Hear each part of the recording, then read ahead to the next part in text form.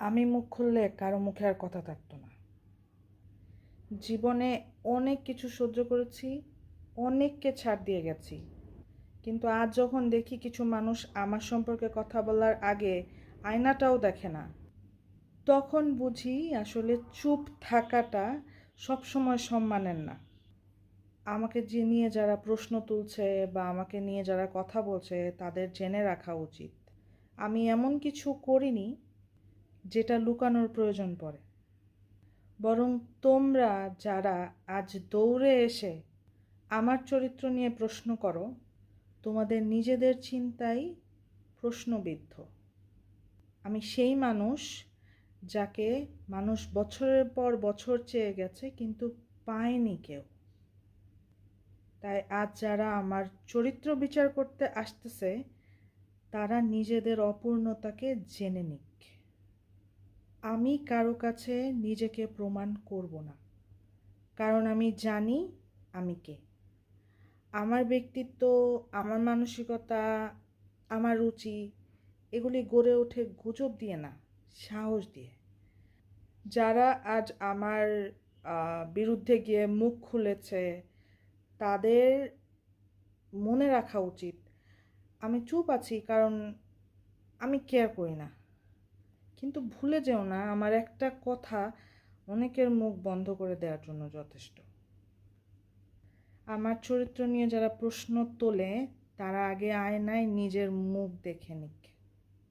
আমি এমন কিছুই করিনি যেটার জন্য আমার কারো সন্দেহ বা ব্যাখ্যার উত্তর দিতে হবে। কারো মুখের কথায়, কারো ফালতু নাটকে আমায় টেনে আনলে এটা আমার অপমান না, বরং তাদের হীনমন্যতার পরিচয়। আমি কাউকে কোনো কিছু প্রমাণ করতে চাই না, করিও না। আমি কে সেটা বোঝার যোগ্যতা যাদের আছে তারাই বোঝে। আর যারা বোঝে না তারা বোঝার মন মানসিকতা নিয়ে জন্মায়নি, চাইলেও পারবে না। বছরের পর বছর যাদের হিংসায়, চেষ্টায় আর চাতুরিতে আমি ধরা দিইনি, তারা আজও জানে আমি কতটা শক্ত, কতটা ধরা না দেয়া একজন মানুষ।